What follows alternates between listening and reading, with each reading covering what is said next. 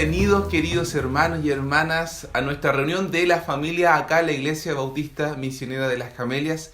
Hemos querido comenzar de una manera especial esta mañana aquí junto a la familia. Tengo a mi esposa, ¿cierto? Magdalena y Victoria conmigo. ¿Por qué? Porque esta es nuestra reunión de la familia y queremos animarles a tener estos tiempos con sus hijos para poder alabar al Señor, orar juntos. Es importante que podamos estudiar la palabra de Dios. Por ahí ellos no van a entender toda la enseñanza que yo voy a dar, pero después de esta reunión, de la enseñanza que yo entrego, ¿quién está? ¿El tío? Jaime, ¿cierto? ¿Con quién? Sí, ¿Con quién más está el tío Jaime? Con Chico, así es, con Chico, enseñándonos de la palabra de Dios. Así que queremos animarles en ese sentido, querido hermano. Esta es la reunión de la familia. Hola, buenos días, queridos hermanos, querida familia, queridos amigos que nos ven desde sus casas. Les saludamos con un fuerte abrazo, deseando que el Señor les bendiga. Gracias por acompañarnos un día más en nuestra transmisión y deseamos que este tiempo sea un alivio, un confort para sus corazones, poder tomar un tiempo en la semana, de poder parar nuestras actividades y centrarnos en alabar al Señor, en estudiar su palabra, en tener comunión los unos con los otros. Quería compartir un versículo que está ahí en Hebreos 10, versículo 25, y la primera parte dice: no dejando de congregarnos, y es un mandato que nos entrega la palabra del Señor. Si bien no nos podemos congregar de manera física, sí lo podemos hacer de manera virtual.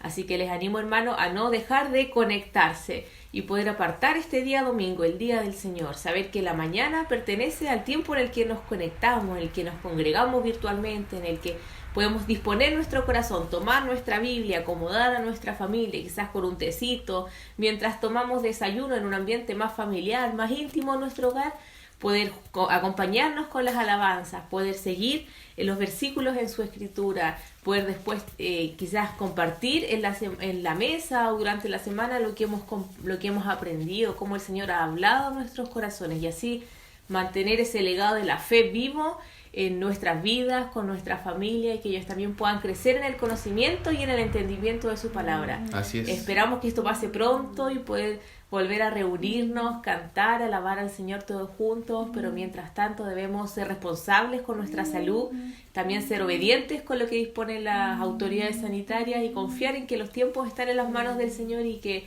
Él está utilizando este tiempo también para poder desarrollar otras áreas en nuestra vida y poder servirle y ser más como Cristo. Así que les mandamos un abrazo, muchos cariños, y que el Señor les bendiga grandemente. Amén. Y vamos a orar para comenzar nuestra reunión y de esta manera también despedir a estas bellezas que me acompañan en esta mañana. Así que cerramos nuestros ojos y vamos a orar al Señor.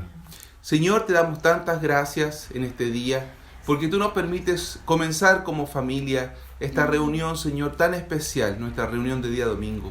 Bendice a los padres, bendice a los hijos, bendice, Señor, a todos aquellos que están en sus casas viendo esta transmisión, para que, Señor, en este día sean realmente motivados, Señor, y fortalecidos por tu palabra, que podamos sentir tu presencia, que tú, Señor amado, conforte nuestros corazones en estos tiempos donde debemos estar en nuestras casas y no nos podemos reunir en el edificio, Señor, como acostumbramos.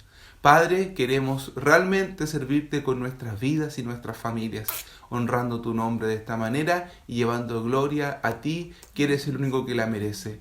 Te lo pedimos todo en el nombre de nuestro Señor Jesús. Amén. Amén. Muchas gracias. Vayan nomás. Chao, chao.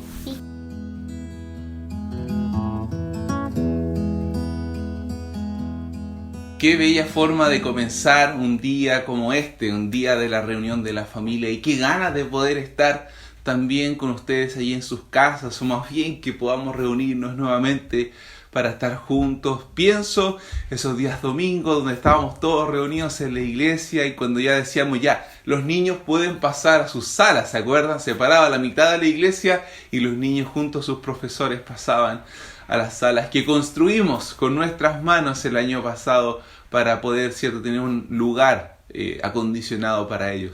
Pero el Señor sabe que prontamente vamos a estar con Él haciendo estas cosas y nosotros nos gozamos hoy en poder compartir con la familia. Y vamos a cantar al Señor una canción preciosa que dice: porque Él vive, yo triunfaré mañana. Dice, Porque Él vive, seguro estoy, y porque yo sé que el futuro es suyo y que la vida vale más y más. Y vale porque Él está con nosotros. Así que, qué canción, qué himno para cantar en esta mañana, pensando en todas las situaciones que nos rodean en tiempos como este. ¿Sabes qué? El Señor tiene el futuro en sus manos, porque Él vive, tú y yo tenemos esperanza de vida eterna. Así que cantémosle al Señor con todo el corazón esta preciosa canción.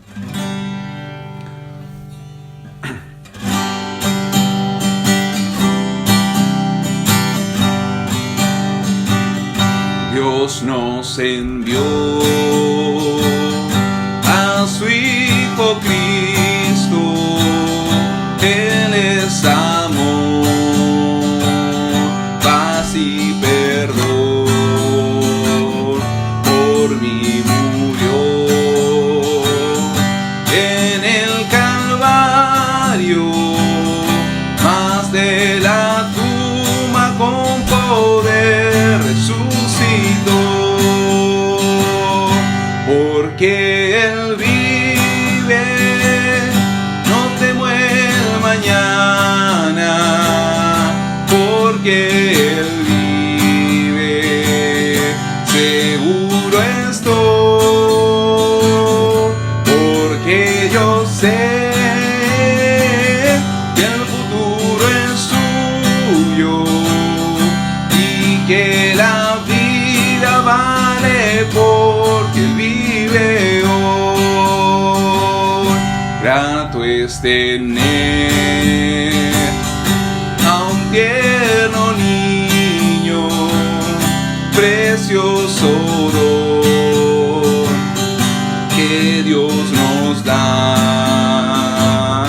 Cuánto mejor cuando Él recibe al Salvador y vida eterna gozará. Porque Él vive, no temo el mañana, porque Él vive, seguro estoy, porque yo sé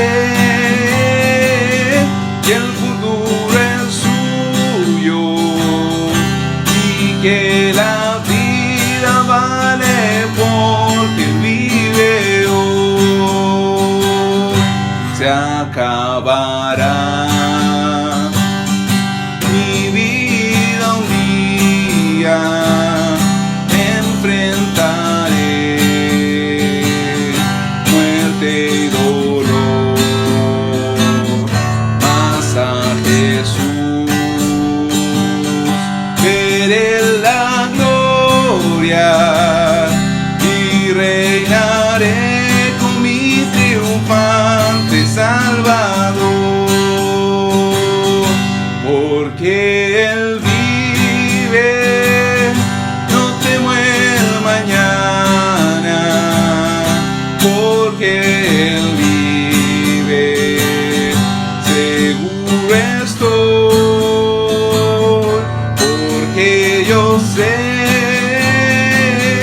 que el futuro es suyo y que la vida vale porque Él vive hoy.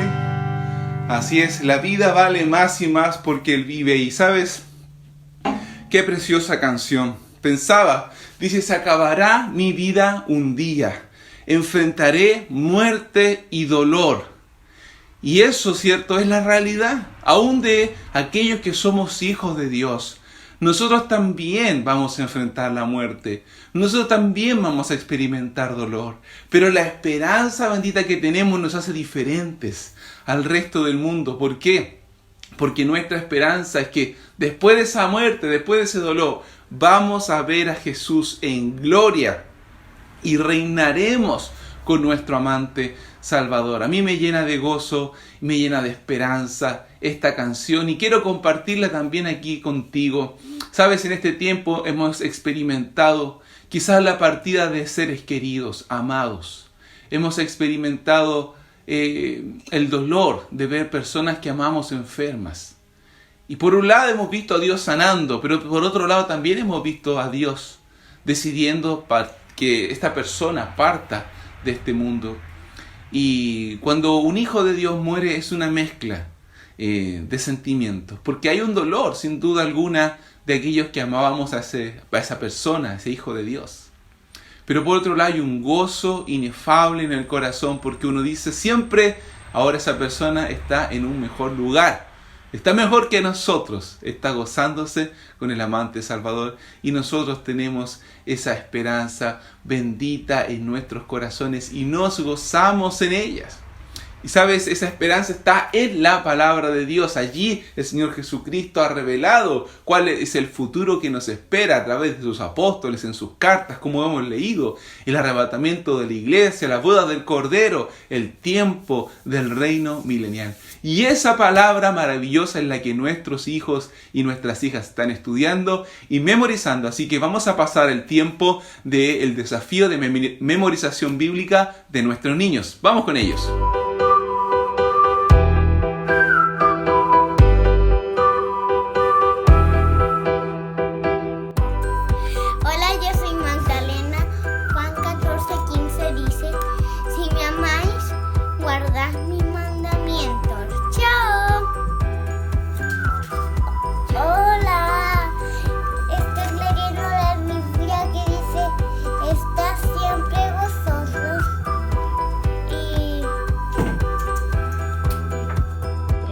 Ama en todo momento, y en tiempos de angustia es como un hermano. Proverbios 17:17. Jehová está conmigo, no temeré lo que me pueda hacer el hombre. Salmos 118:6. Salmos 37:1 y 2. No te impacientes a causa de los malignos, ni tengas envidia de aquellos que causan inquinidad, porque como la hierba serán pronto cortados, y como hierba verde se secarán.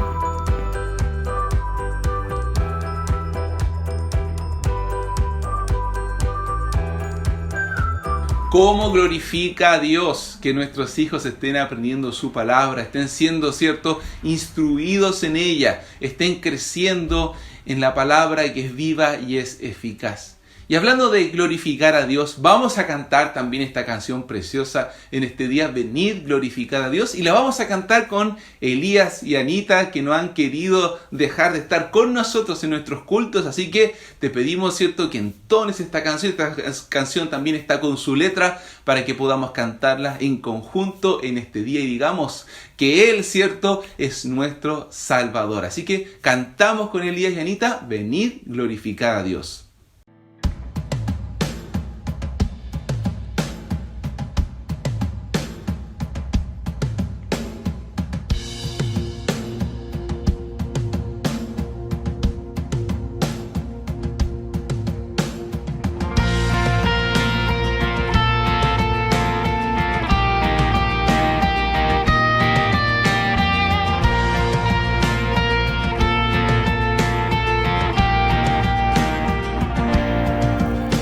Venid y glorificad a Dios, el Padre del Señor.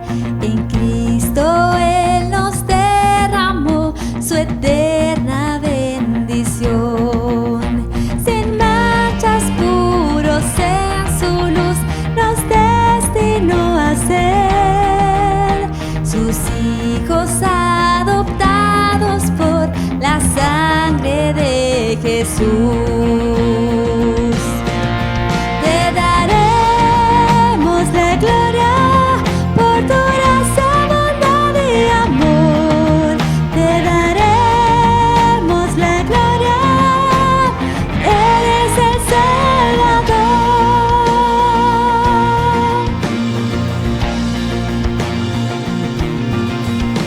Venid y glorificad a Dios, que en Cristo gracia da.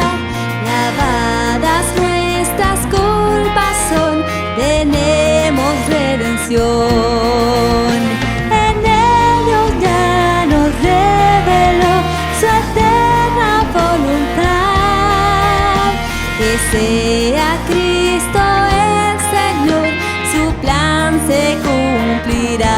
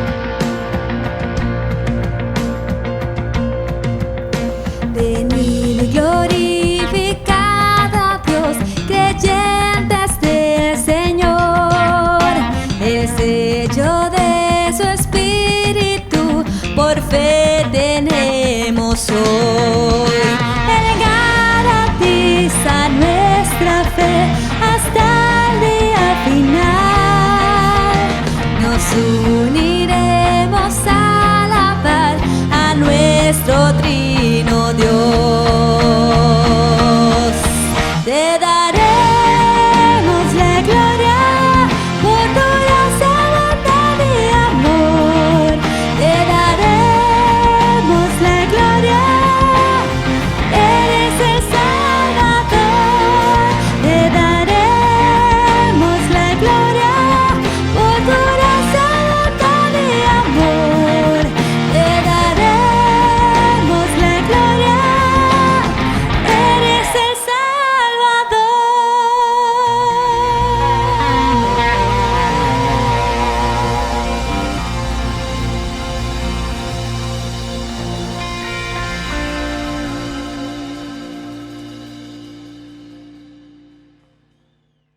Qué preciosa canción esta que escuchábamos con Elías y Anita. Te daremos la gloria por tu bondad, por tu gracia, por tu amor. Te daremos la gloria porque tú eres el Salvador. Y Él, sabes, vino a este mundo a salvarnos, y no por algún mérito nuestro, no por alguna virtud que tú y yo tengamos. Muy por el contrario, ¿sabe? Ninguno de nosotros es digno de esa salvación, y por eso estamos tan agradecidos de nuestro Salvador, porque Él nos miró con amor. ¿Sabes? Recuerdo que mi abuelo cantaba, cuando él aún estaba vivo, una canción, un himno, cuando predicaban en las calles. Y esta canción decía: yo era vil indigno, mas Cristo me salvó, y al llegar al cielo así cantaré yo era vil e indigno. Y qué preciosa verdad expresaba ese himno, qué preciosa verdad. En este mundo donde se enseña, ¿cierto?, que tú eres lo más importante, tú eres lo más valioso, tú eres, y nos damos cuenta que delante de Dios no somos nada, que verdaderamente éramos viles e indignos, pero Cristo nos salvó y Él nos apreció. ¿Sabe lo que significa eso? Él nos dio un precio muy alto. Él pagó el precio de su vida. Él puso su vida y por eso nos dio un precio. Él dice: ustedes van a valer esto. ¿Qué van a valer? Mi propia vida. Y por eso nosotros nos gozamos en Él, le amamos y decimos siempre: eres nuestro Salvador, y queremos estudiar, ¿cierto?, tu palabra, tus mandamientos, porque el Señor Jesucristo, como estamos viendo en los devocionales, dijo: si me amáis, guardad mis mandamientos. La demostración efectiva de nuestro amor por el Señor Jesús es nuestro compromiso con la palabra. Y la pregunta es: ¿estamos leyendo la Biblia diariamente? ¿Estudiamos la palabra? ¿Tenemos un compromiso? ¿Amamos la palabra? ¿Estamos orando diciendo: Señor, por medio de tu Espíritu Santo, enséñame lo que tu palabra dice para mi vida? Eso es importante. Y por eso te invito a orar en esta mañana pidiendo que Dios nos hable por medio de ella, que no sea, ¿cierto?, este siervo, este instrumento el que hable, sino que el Espíritu de Dios hablando en nuestras vidas por medio de su palabra. Oremos. Señor, te damos gracias por llegar a esta instancia en la que podemos estudiar tu palabra. Padre, qué privilegio bendito es el que tú nos das. Señor, nosotros que no somos dignos, hemos sido, Señor, tomados por ti, hemos sido transformados. Nos has dado tu Espíritu Santo que nos revela las verdades que están en la Escritura. Y te pedimos que lo hagas esta mañana con nosotros. Úsame, Señor, como un instrumento en tus manos para tocar las vidas, los corazones. Y que tu palabra no solamente, Señor, llene las mentes, sino también los corazones. Y se haga vida en cada uno de los que escucha. Te lo pido en el nombre de Jesús. Amén. En estos tiempos, ¿cierto?, de pandemia y de todo tipo de problemas sociales, mundiales, políticos, de convulsión. ¿Sabes? Hay muchos que van allí hablando de profecías apocalípticas. Algunos que se van atribuyendo, ¿cierto?, el haber profetizado o haber, ¿cierto?, anticipado la pandemia. De hecho, hay un escritor europeo que en el año 1988 escribió un libro que hablaba acerca de una pandemia mundial que se originaba a partir de Wuhan, en la misma ciudad donde parte el coronavirus. Ahora tiene algunas diferencias. Ese era un virus que se comía el cerebro de las personas y las hacía zombies, ¿cierto? Por lo tanto, ahí se cae a pedazos su predicción. Ahora, sin duda que es llamativo que haya pensado en Wuhan. Pero esto no es algo nuevo, esto siempre ha existido a lo largo del tiempo. Y es por eso que el Señor dio, ¿cierto?, en su palabra a su pueblo, al pueblo de Israel, les mandó probar a los profetas. ¿Cuál era la prueba? Que todo lo que el profeta decía que iba a suceder, debía suceder. Y si no sucedía, entonces lo que quedaba para ese profeta era la pena de muerte. La pena de muerte, porque si no era un falso profeta. Y personas como esta han habido a lo largo del tiempo. Y me llamó la atención el otro día leyendo un artículo, la predicción que hizo un matemático alemán. Estamos hablando del siglo XIV, ya, 1400 en adelante. Y este hombre se llamaba Johannes Stoffler. Él era un matemático, astrónomo y astrólogo alemán que predijo que para el 25 de febrero de 1524 iba a producirse una gran inundación sobre la Tierra que iba a causar una catástrofe mundial. Y esto lo hizo sacando unos cálculos porque como era astrónomo y también era astrólogo, creía, ¿cierto?, en la influencia de los astros sobre la Tierra. Y dice, estamos en la alineación de Piscis, que es, ¿cierto?, en esta materia vendría siendo el signo del agua, y por lo tanto se alinean todos los planetas de Piscis y la Tierra se va a inundar. ¿Cuándo? El 25 de febrero de 1524. Ahora, mucha gente creyó porque era un hombre respetado, y se hicieron barcas que lanzaron al río Rin, y uno de los más conocidos fue un conde importante allí en Alemania, de nombre von Igelheim, y él se hizo una barca de 3 pisos. Y el día, ¿cierto?, cuando comenzó el día 25 de febrero, se metió junto a su familia en esta barca con todas las provisiones que había hecho. Había una multitud de curiosos mirando, algunos, ¿cierto?, se burlaban, otros solamente por curiosidad. Él cierra la puerta de su barca y ¿sabes qué? Esa mañana comenzó a llover. Comenzó a llover. La gente que estaba allí, la multitud, entró en pánico y de una u otra manera lograron subirse a esta embarcación, destrozaron la puerta y finalmente dieron muerte al conde von Heimen. Lo mataron. Ahora, lo terrible de eso fue que a mitad de día dejó de llover y no llovió más, y de hecho ese año 1524 fue un año de sequía allí en Alemania. Tremendo, ¿no? Tremendo. ¿Sabes qué? ¿Por qué te comento eso? Porque lo que hoy vamos a estar viendo es algo también similar, pero un diluvio verdadero. Porque la palabra de Dios nos enseña ahí en Génesis capítulo 6 que Dios en un momento determinó destruir a la humanidad por causa de su maldad. ¿A través de qué? De una inundación, de un diluvio. Y si me acompañas allí a Génesis capítulo 6 para estar estudiando la palabra de Dios.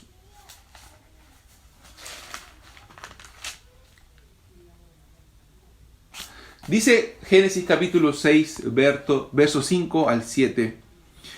Y vio Jehová que la maldad de los hombres era mucha en la tierra, y que todo designio de los pensamientos del corazón de ellos era de continuo solamente el mal.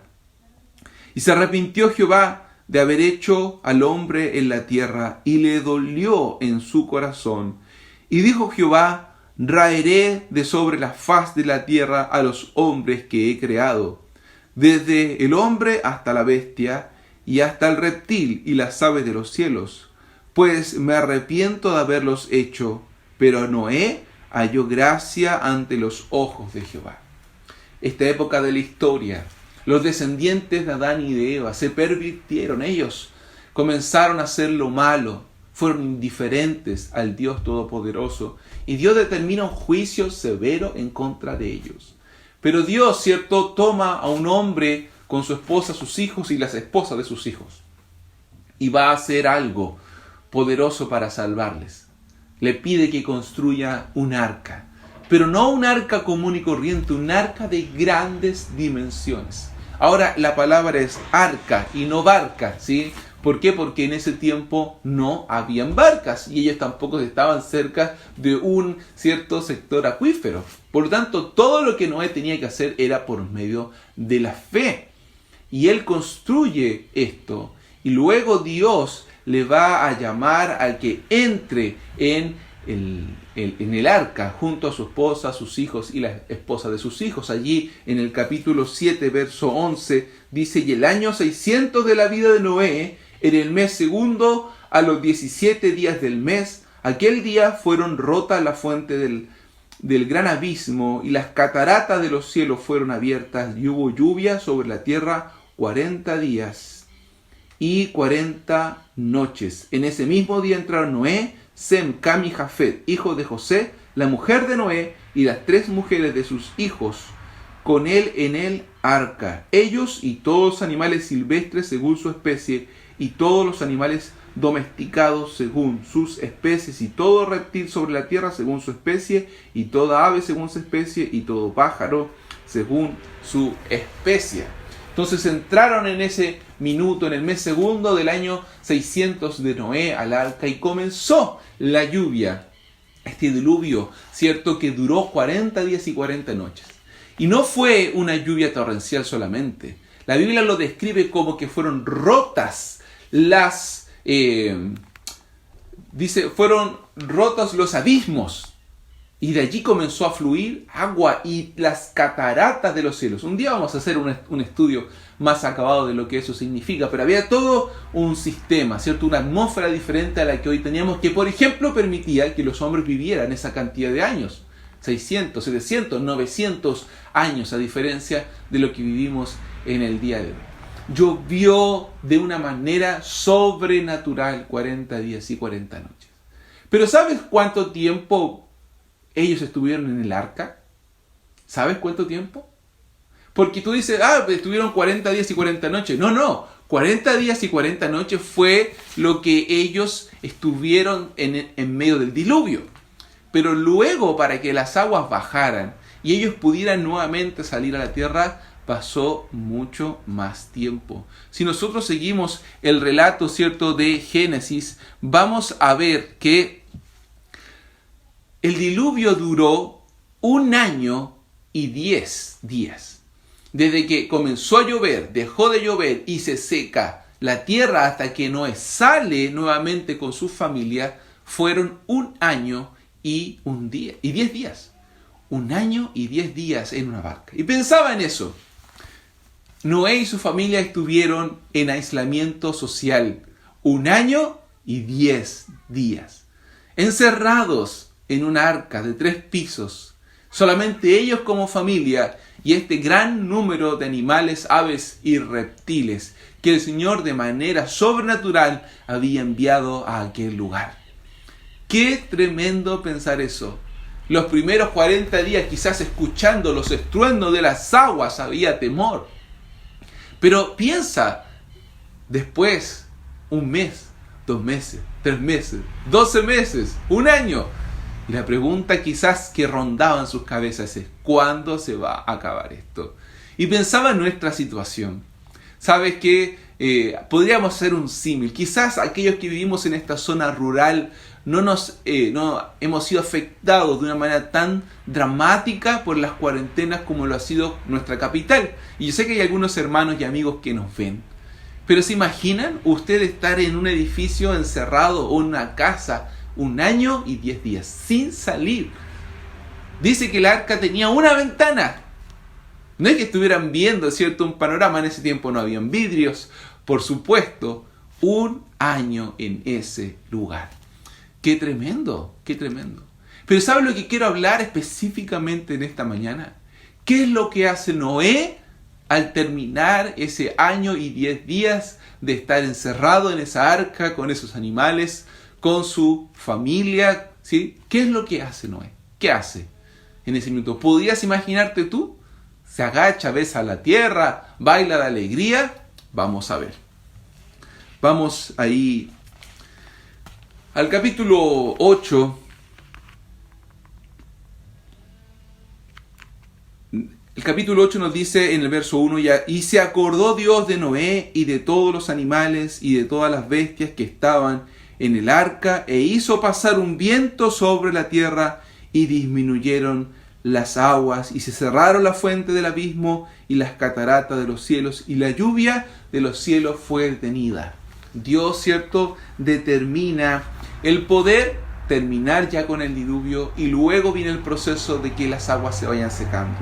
Pasa este año y 10 días y el verso 20 dice: y edificó Noé un altar a Jehová y tomó de todo animal limpio y de toda ave limpia y ofreció holocausto en el altar. Ni bien Noé sale del arca, lo primero que hace es, ¿qué cosa? Levantar un altar y ofrecer un holocausto delante de Dios. Un holocausto. ¿Sabe? Esa palabra holocausto tiene que ver con un sacrificio. Dice que tomó de los animales que eran limpios, de aquellos animales que estaban dispuestos para ser sacrificados, y ofreció un holocausto. Y un holocausto es una ofrenda que se ofrece total y completamente delante de Dios, que se quema de forma total y completa. Y nos habla por un lado de perdón. Se hacían holocaustos para perdón de pecados, pero también como un acto de comunión y aún más un acto de adoración a Dios, de adoración. Piense usted que en este minuto Noé y su familia son los únicos seres humanos que sobreviven a esta catástrofe mundial. Y él se sabe ¿cómo? Salvado. Dios lo tomó para salvarlo de esa catástrofe. Dios lo toma para preservar su vida. Y él entonces, ni bien sale del arca, presenta una ofrenda, un sacrificio de adoración delante de Dios. Y qué importante eso. Sabes, ese año que vivió fue un año de incertidumbre. Ese año que vivió fue un año de ansiedad. Ese año que vivió fue un año de no saber si, por ejemplo, él iba a alcanzar los recursos. No sabía cuándo iba a terminar. Dios no le dijo, sube al arca porque en el plazo de un año vas a salir de ella. No. Dios le dijo, sube al arca, y cerró la puerta. Y eso fue todo lo que Noé sabía. Todo lo demás fue una espera paciente. ¿En qué? En la providencia, en el amor y la misericordia de Dios. Este Dios que ya le había salvado subiéndola en el arca, también iba a ser el Dios de la provisión. También iba a ser el Dios del cuidado. No iba a dejarles morir, porque hubiese sido un despropósito haberle subido un arco. Para eso los hubiese dejado fuera del arca. Por eso había una confianza puesta en el Señor. Y al momento de salir, Él lo único que quiere hacer es adorarle a Él, bendecirle a Él, exaltarle a Él. Ahora, ¿por qué Él hace un holocausto? Bueno, la verdad es que desde el comienzo de la historia nosotros vemos que los hombres de Dios ofrecieron sacrificios a Dios. ¿Te recuerdas de Abel? Cuando él presenta su ofrenda, dice que llevó de lo más gordo de su ganado, porque él era pastor de ovejas. Y el Señor dice que miró con agrado la ofrenda de Abel. Y esto es porque cada una de estas ofrendas, cada uno de estos sacrificios, eran un cuadro de lo que el Señor Jesucristo iba a hacer en la cruz del Calvario. Querido amigo, querida amiga, Dios se agrada en el Señor Jesucristo. Él es el Hijo amado. Él es aquel que complace al Padre. Y cuando Juan el Bautista ve al Señor Jesucristo, dice, este es el Cordero de Dios que quita el pecado del mundo. Este es el Cordero de Dios que quita el pecado del mundo, el que es ofrecido. ¿Para qué? Para poder saldar la deuda que tú y yo teníamos con Dios. Y todos aquellos que ofrecieron sacrificios antes del Señor Jesucristo, los ofrecían pensando en ¿qué? Que un día iba a venir uno. Ese que el Señor había profetizado desde la primera instancia, de que iba a venir de la simiente de la mujer y que iba a herir, ¿cierto? Y darle un golpe mortal a esa serpiente que había engañado a Adán y a Eva en el huerto del Edén. Y es así. Por eso Noé ofrece un sacrificio y es agradable delante de Dios. Pero dice que cuando él ofrece, en el verso 21 dice, y percibió Jehová un olor grato, y dijo Jehová en su corazón, no volveré más a maldecir la tierra por causa del hombre, porque el intento del corazón del hombre es malo desde su juventud, ni volveré más a destruir todo ser viviente como he hecho. Dice que él percibió un olor grato. ¿Sabes que la adoración delante de Dios es un olor grato? ¿Te recuerdas algún pasaje de la Escritura donde nos hable de un olor que fue grato delante de Dios? Yo me recuerdo uno. Nosotros lo vimos en el devocional de Juan. Vamos a Juan capítulo 12. Juan capítulo 12.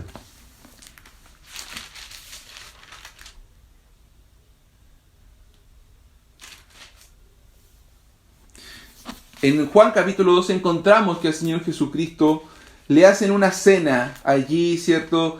En Betania. Esto es posterior a la resurrección de su amigo Lázaro. Y quien estaba en esa cena, estaba sirviendo Marta, estaba a la mesa Lázaro, el que había sido resucitado, y varios judíos. Y dice el relato, 6 días, estoy leyendo Juan capítulo 12, verso 1. Antes de la Pascua, vino Jesús a Betania, donde estaba Lázaro, y el que había estado muerto, y a quien había resucitado de los muertos. E hicieron allí una cena. Marta servía, y Lázaro era uno de los que estaban sentados a la mesa con él. Entonces María tomó una libra de perfume de nardo puro de mucho precio, y ungió los pies de Jesús, y los enjugó con sus cabellos, y la casa se llenó de olor del perfume. Marta, María están allí. Y María, ¿cierto?, va delante del Señor Jesucristo, se pone a sus pies y derrama un perfume, dice, de gran precio. De gran precio, queridos amigos. Y la casa se llenó del olor de ese perfume. ¿Sabes? Ese perfume de nardo tenía olor a adoración. Porque la adoración es eso. Ponerse a los pies del Maestro, reconocer quién es Él y ser agradecido. Esta mujer había creído en el Señor Jesucristo como su Salvador personal, pero había experimentado el poder de Dios en su propia vida. Había visto al Maestro resucitar a su hermano después de 4 días en la tumba. Y sabe, no pudo hacer otra cosa que ir a los pies de Jesús y derramar lo más valioso que ella tenía. Lo más valioso. Y le dijo, Jesús, tú eres lo más valioso. Tú mereces todo lo que hay en mí. Y se postró a sus pies y le puso el perfume y enjugó, dice, sus pies con sus cabellos, los secó. Quizás estaba derramando lágrimas a los pies de Jesús, lágrimas de emoción, lágrimas de amor, lágrimas de arrepentimiento. Cuando nos presentamos delante del Señor Jesucristo, nos vemos tal y cual somos. Muchas veces, ¿sabes qué? De nuestros ojos corren esas lágrimas, de decir, Señor, yo sé que soy indigno, pero tú eres tan amoroso, tan bueno. Es por eso que el Señor Jesucristo en el Sermón del Monte dice, bienaventurados los que lloran, porque ellos serán consolados. Porque esas lágrimas de arrepentimientos van a ser enjugadas por un Salvador amoroso, tierno, misericordioso, que está con nosotros y está en nosotros por medio de su Espíritu Santo. Adoración, queridos hermanos, adoración. Eso es algo que me ha pegado en mi mente, en mi corazón durante estos días. En estos tiempos donde la adoración corporativa, llámese, ¿cierto?, el culto que hacemos en la iglesia, no está presente, no podemos tenerlo. ¿Cómo está nuestra vida de adoración? ¿Cómo está tu vida de adoración? ¿Hay tiempos realmente en las que tu corazón es derramado delante de Dios? ¿Hay tiempos donde yo puedo cantarle a mi Dios desde lo más profundo de mi alma? ¿O simplemente esos tiempos se han acabado? ¿Cuál es mi actitud? ¿Cuál es tu actitud frente a nuestras reuniones virtuales? Tomas un tiempo especial, dices, este es el tiempo de congregarme, este es el tiempo de cantar al Señor, este es el tiempo de escuchar su voz. ¿O es simplemente poner el celular, la televisión y seguir lavando la loza, seguir haciendo acá, whatsappeando, ¿cierto?, hablando con alguien más? Es el tiempo en el que te paras, vas y vienes y te pierdes la enseñanza, te pierdes las canciones. Estamos siendo fiel, queridos hermanos, en congregarnos, por ejemplo, puntualmente. Tenemos 2 reuniones en la semana, querido, 2 reuniones a la semana. ¿Llegas a la hora? ¿Por qué es importante llegar a la hora? A congregarse a la iglesia y en este caso a conectarse. Porque es una demostración de que le estamos dando importancia a este tiempo en el cual nosotros debemos tener comunión. Porque déjame decirte algo, este no es el tiempo de comunión con el pastor. Este no es o no debiera ser en tu mente el día en el que venimos a escuchar al pastor. Porque el pastor es un canal. A quien vienes a escuchar es a Dios por medio de su palabra. A Dios que ha hablado a través de su palabra. Y es por eso que debemos brindarle algo especial a Dios. María consideró que Jesús era digno de recibir esa adoración, el precio derramado a sus pies. Noé consideró que de esos animales que vendrían siendo los únicos animales que quedaban en el planeta, valía la pena sacrificar algunos para Dios y ofrecer un sacrificio delante de él. Abel consideró que lo más gordo, lo más selecto de su ganado, era aquello que tenía que ofrecer delante de Dios. Y tú y yo, ¿qué estamos ofreciendo delante de Dios? ¿Cómo en nuestro tiempo de oración está siendo un tiempo de verdad genuino o está siendo un tiempo mediocre? Está siendo un tiempo que está lleno de distracciones. Y no me refiero solo al momento de conectarse, eso es parte de la adoración. Porque la adoración que se nos pide a nosotros como hijos de Dios es una adoración continua, constante y sacrificial. Si nosotros leemos allí Romanos capítulo 12, se nos va a decir que nosotros mismos debemos presentarnos delante de Dios como un sacrificio vivo. Dice Romanos 12:1, así que, hermanos, os ruego por la misericordia de Dios que presentéis vuestros cuerpos en sacrificio vivo, santo y agradable a Dios, que es vuestro culto racional. No conforméis a este siglo, sino transformaos por medio de la renovación de vuestro entendimiento para que comprobéis cuál sea la buena voluntad de Dios, agradable y perfecta. Nuestra vida por completa presentada.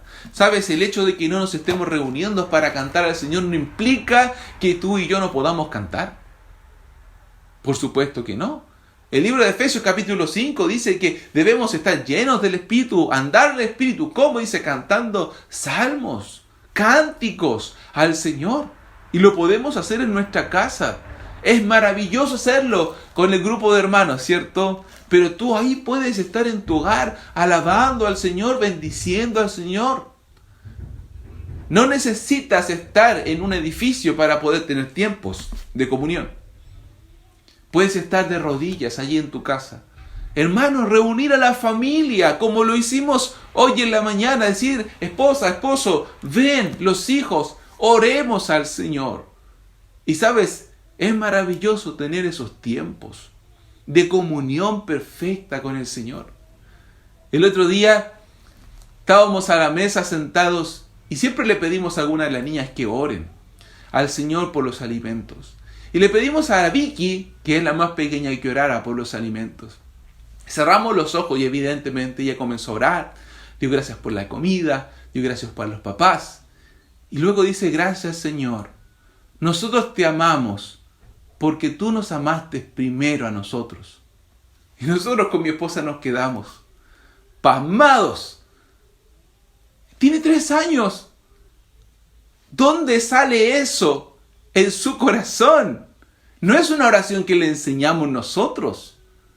Siempre le decimos, ore usted, pero no le hemos enseñado una oración tipo a seguir, sino lo que fluye de su corazón. Y de su corazón sale esta declaración tan impresionante. Y me recordaba cómo el Señor Jesucristo dice que de la boca de los niños tú perfeccionaste la alabanza. Es el Señor actuando en la vida de una niña de 3 años. ¿Por qué? Porque en su casa hay un tiempo de oración. Hay un tiempo de adoración. Era el tiempo de la comida. Pero era un tiempo para alabar al Señor por lo que nos da. Y así tiene que ser en mi vida y en tu vida, queridos hermanos. Amados hermanos. Debemos en este tiempo de aislamiento, en este tiempo de incertidumbres, en este tiempo de no saber qué viene más adelante, de no saber cuándo nos vamos a volver a reunir, tomar un compromiso con la adoración a Dios y decirle: Dios, en primer lugar, te pido que tú me perdones. Perdóname, Señor, perdóname por no haber guardado mis tiempos de adoración a ti.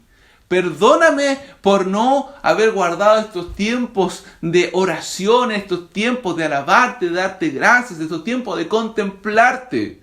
Por no apartar el tiempo de las reuniones virtuales como algo especial, sino como algo para poder seguir haciendo mis trabajos diarios. No, querido hermano, detente, para.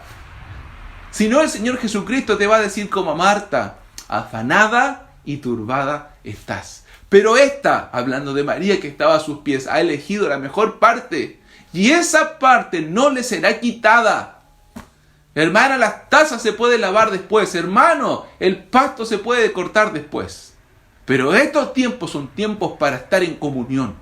Comunión con el Señor, no para hacer algo más. Yo sé, es difícil, a mí me es difícil estar frente a una pantalla. Pero lo hago no pensando en que es una pantalla, sino que es Dios hablando a mi vida. Dios hablando a mi vida, queriendo tocar mi corazón. Es tiempo de que alabemos al Señor. Es tiempo de que le adoremos a Él. Es tiempo que ofrezcamos un sacrificio. Pero sabes, un sacrificio que realmente sea de olor grato al Señor. De olor grato. Qué irritante es cuando hablas con una persona que esa persona no te mire a los ojos. Que simplemente esté mirando para otro lado o haciendo otra cosa. Piensa cuando estás en tu tiempo de oración, en tu tiempo de devocional. Si es justo que te distraigas y no le prestes toda la atención a Dios. Nuestra adoración debe cambiar, queridos hermanos. Nuestra adoración debe profundizarse. Nuestra adoración debe estar puesta en la persona del Señor Jesucristo. Nuestra adoración debe concretarse cada día por medio de la fe en el Señor. Ofrecer sacrificios. Lo primero que hace Noé al salir de su tiempo de distanciamiento social, de reclusión de años, fue adorar. Lo que hizo María a los pies de Jesús fue a adorar. Y sabes, en la palabra de Dios también me recuerdo, hay una historia, en ese minuto vino a mi mente la historia de Abraham, y cómo este Abraham fue un hombre que Dios llamó desde Ur de los Caldeos para que fuese el patriarca de la nación. Y cuando nosotros leemos la historia de Abraham allí en Génesis, vemos que desde que Dios lo llama a este Abraham en adelante, él comienza a levantar altares delante de Dios. Y vamos a Abraham en Génesis capítulo 12,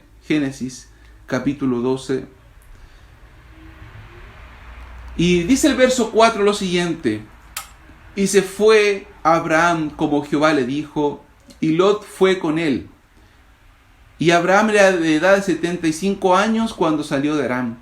Tomó pues Abraham a Sarai su mujer y a Lot, hijo de su hermano, y todos sus bienes que había ganado, y las personas que habían adquirido en Harán, y salieron para ir a la tierra de Canaán. A la tierra de Canaán llegaron. Dios toma a Abraham de Ur de los Caldeos, que quedaba en Mesopotamia, recorre más de 2000 kilómetros con su familia y llegan. Y dice el verso 6 del capítulo 12 de Génesis: y pasó Abraham por aquella tierra hasta el lugar de Siquem, hasta el encino de Moré, y el cananeo estaba entonces en la tierra.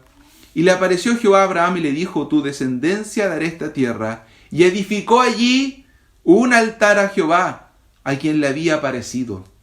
Y luego pasó de allí a un monte al oriente de Betel, y plantó allí su tienda, teniendo a Betel al occidente y Ai al oriente, y edificó allí altar a Jehová, e invocó el nombre de Jehová. Y Abraham partió de allí caminando y yendo hacia el Negev. ¿Qué vemos acá? Que Abraham fue en obediencia delante de Dios. ¿Y dónde llegó? Dice, él puso su tienda, ¿y qué hizo? levantó un altar a Jehová para invocar su nombre, para adorarle, para tener comunión con este Dios que le había aparecido y le había llamado a poder ir a esa tierra, que era una tierra prometida. Donde él fue, levantó un altar. Pero ¿sabes qué? No siempre fue así. Porque hubo un minuto, el verso que sigue, que nos dice que hubo una gran hambre en la tierra de Canaán y él se fue a Egipto. No porque Dios le mandase a Egipto. Él fue por su propia cuenta, por un tiempo de necesidad. Y ¿sabes? Allí no levantó un altar. No levantó un altar a Jehová. Allí tuvo problemas con el faraón. Allí Abraham mintió al faraón, diciendo que Sara simplemente era su hermana y no su esposa, por miedo de que lo mataran, porque Sara era verdaderamente hermosa. Y luego él tiene que volver de Egipto. Y dice la palabra de Dios que cuando él volvió de Egipto, fue tras sus jornadas, dice el verso 13, verso 3, capítulo 13, verso 3, y volvió por sus jornadas desde el Negev hacia Betel, hasta el lugar donde había estado antes su tienda, entre Bet y Ai, y al lugar del altar que había hecho allí antes, e invocó allí el nombre de Jehová. ¿Qué quiero decirte, hermanos? En el tiempo de dificultad, en el tiempo de prueba, Abraham no levantó un altar. Porque a veces nos pasa, y quizás en este tiempo de dificultades y pruebas, tu altar de adoración a Dios ha quedado sin ofrenda. Tu altar, tu tiempo de devocional, tu tiempo con el Señor Jesucristo se ha ido diluyendo. Tu pasión por la adoración se ha ido apagando. Pero sabes, debemos volver. Abraham volvió, dice, y comenzó, ¿qué cosa? A invocar nuevamente el nombre de Jehová. Y quiero dejarte este desafío en esta mañana. Reflexionar cómo está mi devoción hacia Dios. Yo adoro a Dios cada día por medio de mis cánticos, por medio de mis oraciones, por medio de mi estudio afanado en la palabra de Dios. Tengo estas conversaciones de intimidad donde le digo, Dios, yo te amo. Yo te adoro por todo lo que tú eres y lo que has hecho en mi vida. Si no es así, es tiempo de arrepentirse. Es tiempo de volver. Es tiempo de buscar al Señor, querido amigo, querida hermana. Es tiempo de que nosotros le ofrezcamos a Dios la adoración que Él merece. Y vamos a orar esta mañana para culminar, para terminar. Pero quédate con ese desafío, con ese pensamiento. Y obra para que puedan tener hoy estos tiempos. Decirte, hoy voy a levantar un altar en mi casa de adoración al Señor. Hoy voy a levantar un altar familiar. Hoy voy a levantar un altar individual de adoración a mi Dios. Porque Él lo merece. Aunque estamos en estos tiempos de dificultad. Y hoy más que nunca, porque estamos en estos tiempos, debemos adorar. Oremos al Señor. Señor, quiero orar en esta mañana. Alabar tu nombre y pedirte perdón. Porque en mi propia vida, Señor, yo estoy tan falto. Oh Señor, te pedimos perdón como la Iglesia Bautista Misionera de las Camelias. Si no hemos rendido la adoración que merece tu nombre. Si hemos, Señor amado, dejado de lado el tiempo de cantarte, el tiempo de alabarte, el tiempo de orar, el tiempo de prestar atención a lo que tú quieres hablarnos por medio de tu palabra. Dios, necesitamos tu ayuda. Queremos seguir el ejemplo de ese Noé, queremos seguir el ejemplo de Abraham, queremos seguir el ejemplo de María, a tus pies, derramando lo más preciado de su alma. Señor bendito, queremos ser adoradores. Tu palabra nos dice, tú le hablaste a la mujer samaritana, le dijiste que es necesario. Y el Padre busca adoradores que le adoran en espíritu y en verdad. Adoradores que le adoran en espíritu y en verdad. Y nosotros queremos ser de esos adoradores. Que no se distinguen por el lugar donde adoran, sino al Dios que adoran y cómo le adoran. Te rogamos, Señor, que esa sea nuestra convicción más grande. Y aun cuando, Señor amado, no podamos reunirnos en un edificio, podamos tener tiempos de adoración individuales, tiempos de adoración familiares en nuestras casas. Te lo pedimos en el nombre de nuestro Señor Jesús. Amén. Querido amigo, querida amiga, queridos hermanos, que el Señor les bendiga en esta mañana. Te anime, te fortalezca y te desafíe en este tiempo para tener tus tiempos de comunión con Dios. Y ahora le pido a los niños que no se vayan porque ya llega el tío Jaime con una nueva lección. Así que el Señor les bendiga. Nos vemos este próximo miércoles en nuestro tiempo de discípulos. Un abrazo fraternal y pronto nos estaremos viendo. Bendiciones.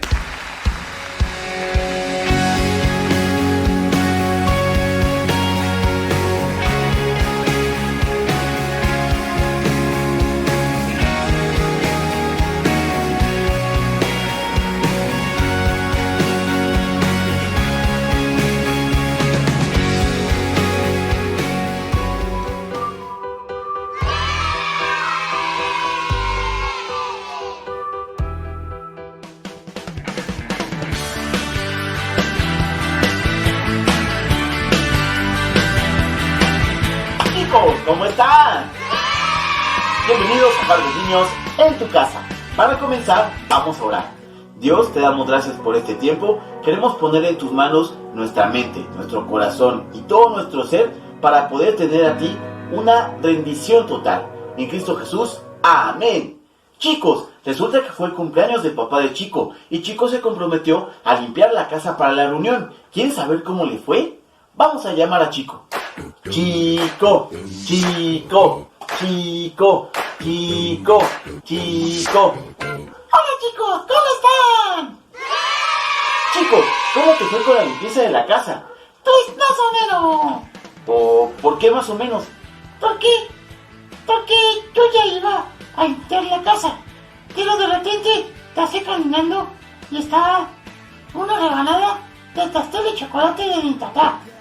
Ok. ¿Y luego qué pasó? Pues tú sabes que a mí me gusta mucho el pastel de chocolate. Sí, creo que todos lo sabemos. Y luego... Chico, ¿te comiste la rebanada de pastel de tu papá? Pues me la comí. ¿Y luego qué pasó? Pues después me dolió la panza. ¿Pero por qué te dolió la panza? Porque también me comí el resto del pastel. Chico, ¿te comiste un pastel de chocolate tú solo? Sí. Es que cuando yo veo un pastel de chocolate, parece que el pastel de chocolate me dice, cómeme, cómeme. Y me lo comí. Chico, pero eso no está bien porque te pusiste a ti primero en vez de pensar en tus papás para ayudarles a limpiar la casa, para dejar un poco de pastel para los demás y además te comiste la rebanada que no era tuya. Eso no está bien. Yo creo que debes de hacer un sacrificio por los demás. Tienes razón. Yo creo que ya me voy. ¿Por qué, chico? Voy a pedirle perdón a mis papás y además voy a limpiar la casa. Muy bien, chico. Creo que esa es la actitud correcta, que uno haga un sacrificio por los demás. Vamos a despedir a Chico. 1, 2, 3. Chico, Chico, Chico, Chico, Chico. Bueno, chicos, precisamente el capítulo del día de hoy de nuestro libro de creer se llama Rendición Total y la pregunta clave dice, ¿cómo cultivo una vida de servicio sacrificado? Tal vez a ti te pasa lo mismo que a Chico, que Dios te ha pedido que hagas algo a través de obedecer a tus papás y tú haces lo que tú quieres. Así que, ¿cómo cultivo una vida de servicio sacrificado? Es más, ¿cómo puedo decidir vivir mi vida haciendo lo que Dios quiere en vez de lo que yo quiero hacer? Sacrificio significa poner a Dios primero y nosotros de último. No es fácil, sin embargo, vamos a ver lo que dice en la palabra de Dios cuando Sadrach, Mesach y Abednego decidieron poner a Dios primero. Esto está en el libro de Daniel. Durante mucho tiempo Israel siguió a Dios y fue una gran nación. No obstante, poco a poco el pueblo se olvidó del Señor e Israel dejó de ser fuerte. La nación se vio derrotada por los babilonios y el pueblo fue llevado al país de Babilonia. Ahora bien, el pueblo babilonio y su rey no adoraban a Dios. Un día, el rey Nabucodonosor de Babilonia les ordenó a los trabajadores que construyeran una gran estatua de oro y la colocaran en un espacio abierto donde todo el mundo pudiera verla. Luego hizo una ley para que todos se postraran y adoraran a esta estatua siempre que oyeran una determinada música especial del rey. Si alguien no obedecía, el rey lo arrojaría al horno de fuego para que muriera. No obstante, Sadrach, Mesach y Abed-Nego eran unos jóvenes israelitas que pusieron a Dios primero. Ellos se rehusaron a adorar a la estatua, solo adorarían al único Dios verdadero a pesar de todo.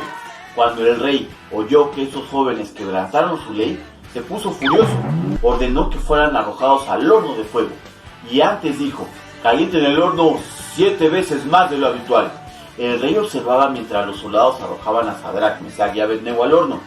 ¿No eran solo 3 hombres los que arrojaron al horno?, preguntó el rey. Yo veo a 4 hombres, y uno de ellos parece un dios. El rey se acercó al horno. Sadrach, Mesach, Abed-Nego, gritó: siervos del Dios Altísimo, salgan fuera. Así que los 3 jóvenes salieron caminando del horno. Nada de ellos había quemado, ni siquiera olían a humo. Su Dios es grande, exclamó el rey. Él envió a su ángel para rescatarlos. A partir de ahora no estará permitido que nadie diga nada malo en contra de su Dios. ¡Wow! ¿Viste cómo Sadrach, Mesach y Abed-Nego decidieron poner a Dios primero y ellos al último? ¿Crees que estos jóvenes querían que los arrojaran a ese horno de fuego?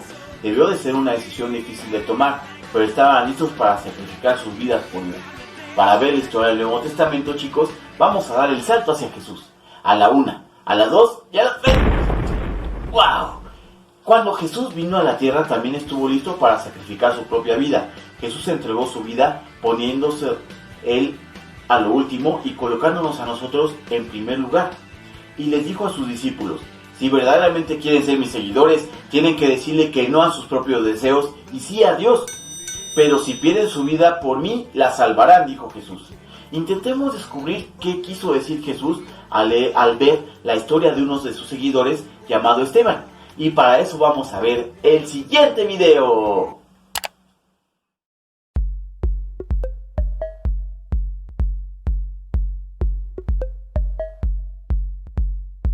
No mucho después de que Jesús resucitara de la muerte y regresara al cielo, sus seguidores viajaron por la región, hablándole a la gente acerca de lo que él había dicho y hecho. Como resultado, muchas personas decidieron convertirse en seguidores de Jesús. Muy poco tiempo más tarde, el grupo de sus seguidores creció desde unos 150 hasta varios miles de personas. Muchos líderes religiosos y del gobierno se sintieron amenazados por este creciente movimiento, de modo que hicieron todo lo posible por intentar evitar que las personas enseñaran acerca de Jesús. Se enfocaron en un seguidor de Jesús en particular, llamado Esteban, difundiendo rumores de que él decía cosas blasfemas sobre Dios. El rumor se extendió y finalmente Esteban fue arrestado y llevado delante del Sanedrín, un grupo de sacerdotes designados para gobernar la zona. Varios testigos se presentaron y testificaron contra Esteban, afirmando que él proclamaba que Jesús iba a regresar para destruir el templo judío y cambiar las leyes que fueron dadas por Moisés. Cuando el Sanedrín observó a Esteban, su cara parecía como la de un ángel. El sumo sacerdote le preguntó: ¿son ciertas estas acusaciones? Esteban comenzó hablando sobre Moisés, como él había hablado en nombre de Dios y librado a los israelitas de la esclavitud en Egipto. Sin embargo, los líderes religiosos en los tiempos de Moisés lo rechazaron, al igual que a muchos de los otros profetas que Dios había enviado a lo largo de los años. Finalmente, Esteban comparó al Sanedrín con aquellos líderes, diciéndoles que ellos eran responsables de haber llevado a Jesús a la muerte. Cuando los del Sanedrín oyeron eso, se pusieron tan furiosos que se lanzaron sobre Esteban, lo sacaron fuera de la ciudad y comenzaron a lanzarle piedras. Mientras lo apedreaban, Esteban oró: «Señor Jesús, recibe mi espíritu». Luego cayó de rodillas y gritó: «Señor, no les tomes en cuenta este pecado». Después de haber dicho eso, murió. Esteban fue el primer seguidor de Jesús, pero sin duda no el último, que fue muerto por su compromiso de seguir a Dios.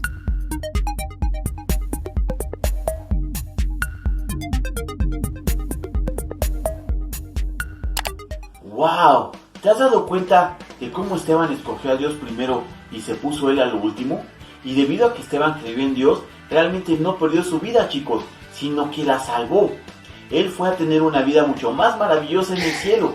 Por tanto, ¿cómo podemos responder a nuestra pregunta clave? ¿Cómo te puedes sacrificar tú? ¿Cómo puedes vivir tu vida de tal forma que hagas lo que Dios quiere y no lo que tú deseas? Puede ser, tal vez, por ejemplo, con tu comida favorita.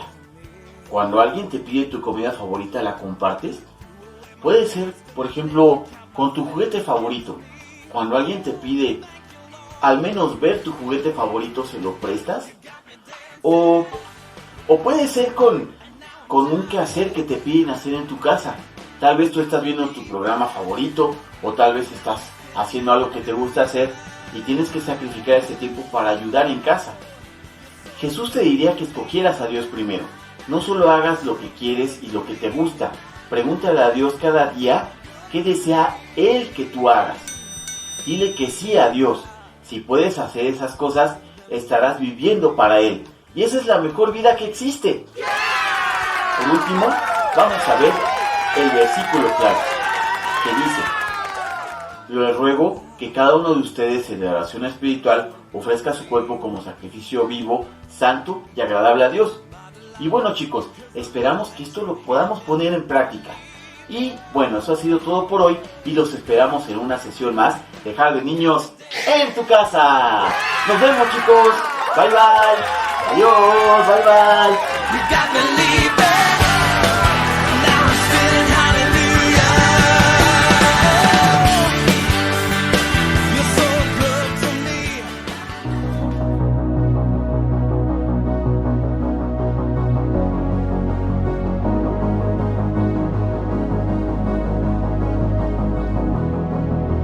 Grande amor, no existe nada bajo el sol que se compare a ti, Señor. ¿Quién te puede comprender?